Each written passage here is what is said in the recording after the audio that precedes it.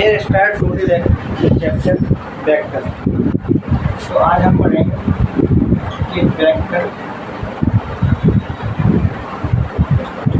में हम दो तरह की फिजिकल क्वांटिटी है उनका हम स्टडी करेंगे। हमारे वेक्टर क्वांटिटी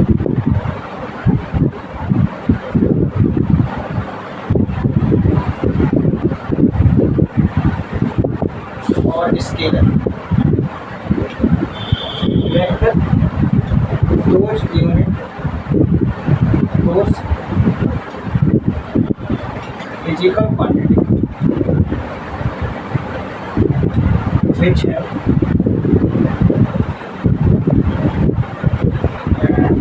unit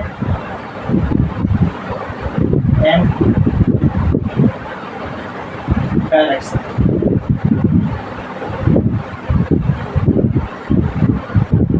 जैसे इसमें हो जाएगा एग्जाम्पल ले लो,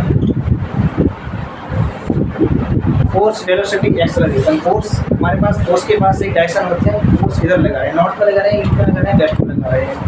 इसमें आ जाएगा फोर्स एक्सेलरेशन। अब इधर एक्सेलरेशन लगा रहे हैं नॉर्थ में, ईस्ट में, तो इसके लिए एक्सेलरेशन किया जाएगा। और वेलोसिटी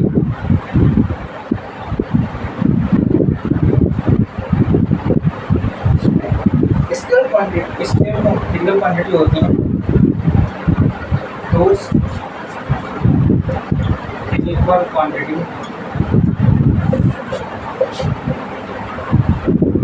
which है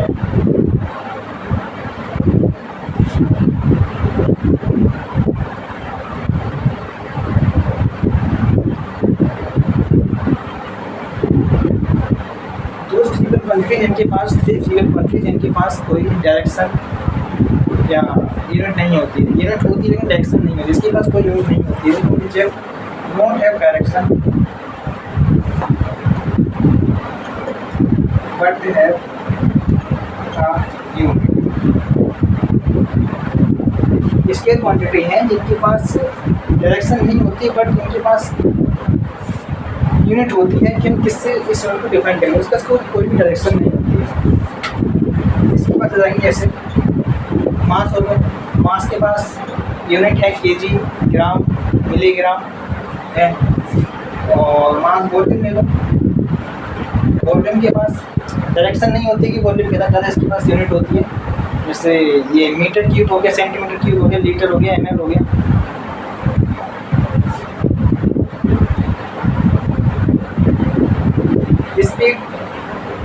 स्पीड है, इसके पास कोई डायरेक्शन नहीं है, तो मैं आपको बताऊँ कि वेलोसिटी में वेलोसिटी क्या होता है। वेलोसिटी में दो चीज़ होती हैं,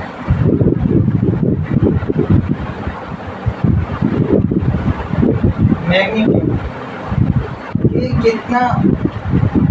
कितनी मैग्नीट्यूड से ही चल रहा है या भाग रहा है। इसके बाद डायरेक्शन भी होती है, ये किधर जा रहा है। लेकिन ये जो स्पीड है इसके पास ओनली मैग्नीट्यूड होता है, ये कितनी स्पीड से भाग, इसके पास कोई डायरेक्शन नहीं होती है कि नॉर्थ में जाना है, ईस्ट में जाना है, वेस्ट में जाना है, इससे हमें कोई मतलब नहीं है। तो हम आगे देखते हैं।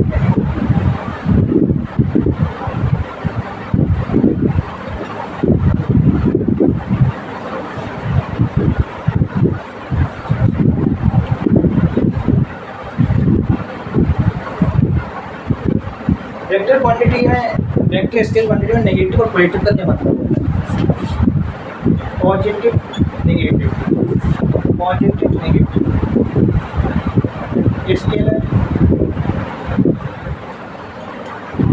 और वेक्टर। जो पॉजिटिव वैल्यू है स्केलर में, ये नेगेटिव को दर्शाती है,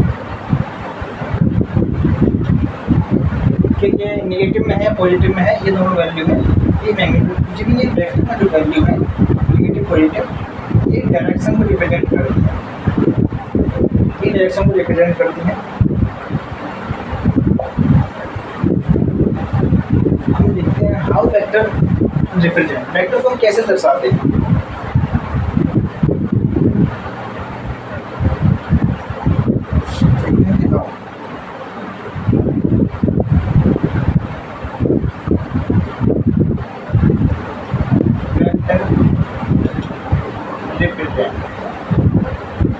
वेक्टर है, जैसे ये वेलोसिटी ले लो, एक्सेलरेशन ले लो, फोर्स ले लो, हम इसे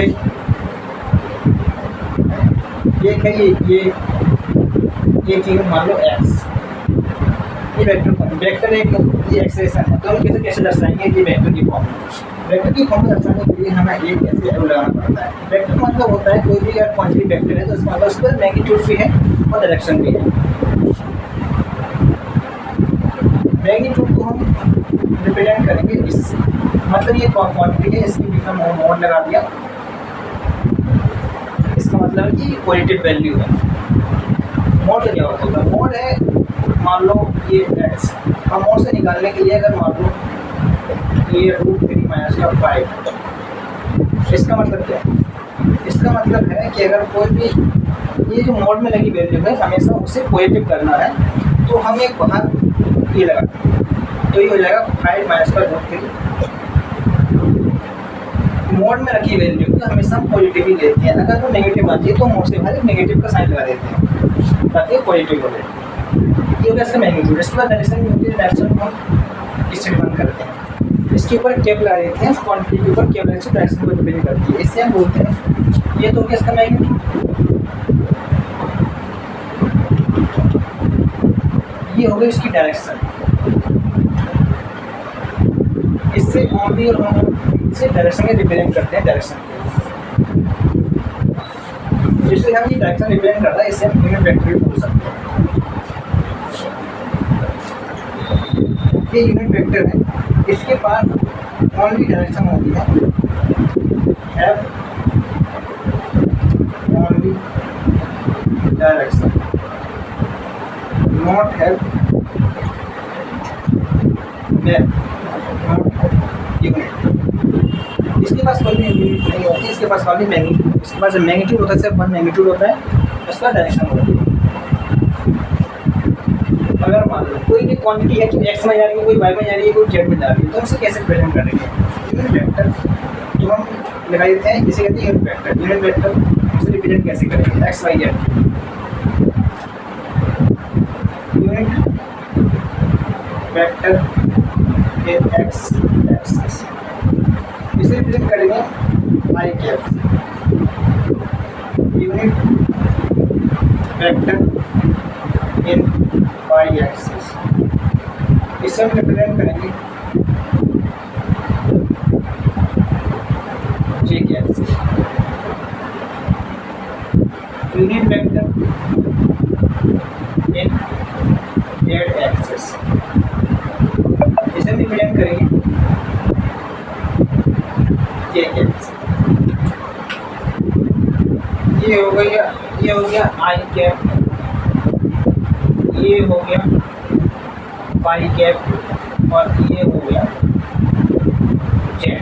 ओके, चलो हम नेक्स्ट चलते हैं।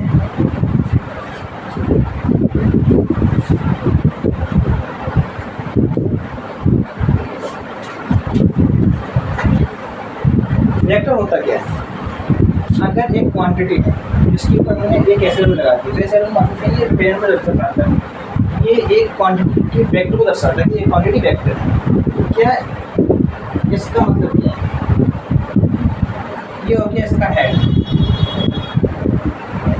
ये हो गया इसकी प्लेट, और इसकी ये जो लेंथ है जो रिप्रेजेंट करती है इसके मैग्नीट्यूड। ये क्वांटिटी है, इसके ऊपर हमने ये लगा दिया, एक के ऊपर और एक के ऊपर हमने ये लगा दिया, तो मतलब कि इसका मैग्नीट्यूड ज़्यादा है, इसलिए इसके ऊपर बड़ा चिन्ह लगा है, ये साइन लगा है इसके ऊपर। ये मैग्नीट्यूड इसका कम, मैग्नीट्यूड इसका कम है, इसकी जो लेंथ है, वेक्टर की जो लेंथ है वो मैग्नीट्यूड से रिप्रेजेंट करती है।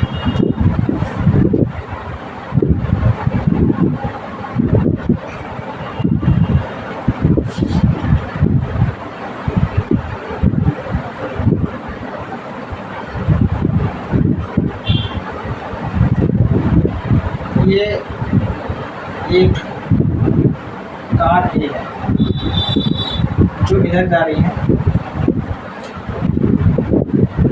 x वेलोसिटी, एक ये कार भी है जो इधर जा रही है वाई वेलोसिटी से। एक ये कार से जो जा रही है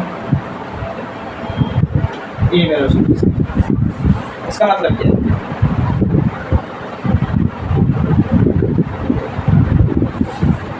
इस वेक्टर को अगर ये इधर जा रहा है, हम इसको यहाँ भी कर सकते हैं। ये वेक्टर है, हम इससे यहाँ भी शिफ्ट कर सकते हैं ऐसे। इसका मतलब क्या है कि ये वेक्टर हम इसे यहाँ शिफ्ट कर सकते हैं ऐसे, ये वेक्टर हम इसे यहाँ शिफ्ट कर सकते हैं ऐसे। मतलब इस चीज़ मतलब है कि vector can be shift parallel without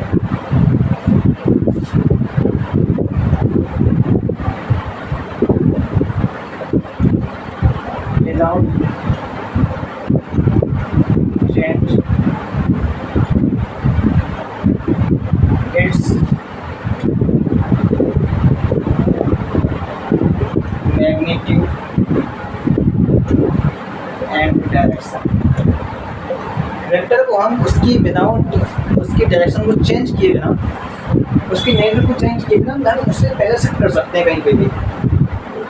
आपको पहले शिफ्ट करने में सिखाऊंगा ये कैसे।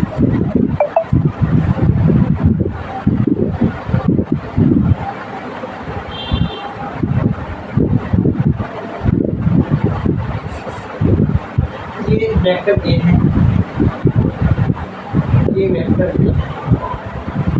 हम कैसे पता करेंगे इसके इसमें क्या एंगल है? कि हम ये एंगल θ1 को कैलकुलेट करेंगे या θ2 को कैलकुलेट करेंगे।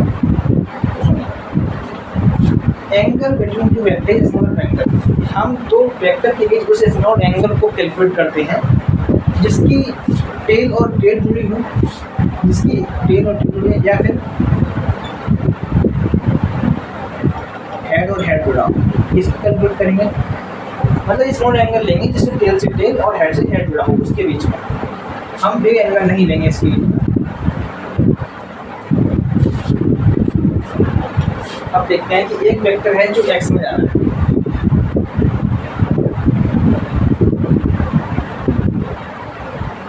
if A and B vector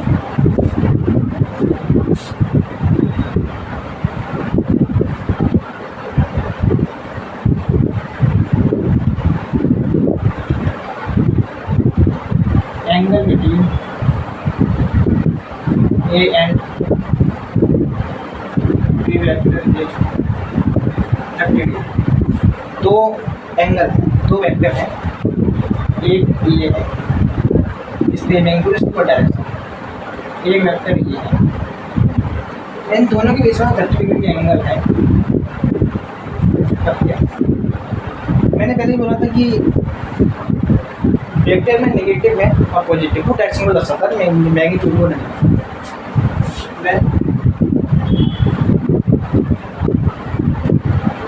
angle between A vector and minus का बी वेक्टर, इन दो के बीच में एंगल कितना होगा? तो उसमें हम कर सकते हैं ए वेक्टर ये रहा, माइनस का बी ऐसे था। अभी ये प्लस में है, माइनस का मतलब उल्टा कर दीजिए, तो हम इसे ऐसे कर लेंगे। ये कितना 30 डिग्री, ये पूरा कितना 180, तो ये थीटा डैश आ जाएगा 180 माइनस का 30 150 degree. Okay,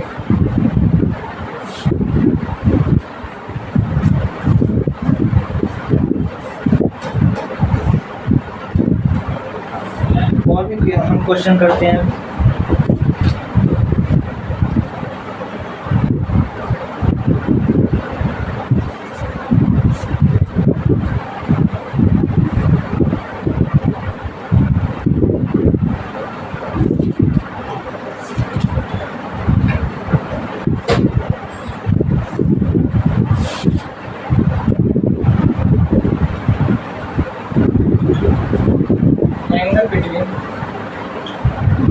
A and B vector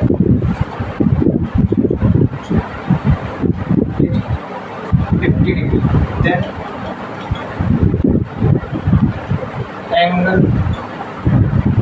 between vector में A and B vector 50 degree है, देन एंगल बिटवीन माइनस का ए वेक्टर एंड माइनस का बी वेक्टर। अगर angle between A and B के बीच अगर 30 डिग्री है तो माइनस का ए माइनस का बी कितना डिग्री होगा, तो क्या है देख लेते हैं। ये है ए वेक्टर, ये है बी वेक्टर, इन दोनों की 50 डिग्री एंगल है। हम इसको हमने क्या माना माइनस का, हम इसको से उल्टा कर देंगे।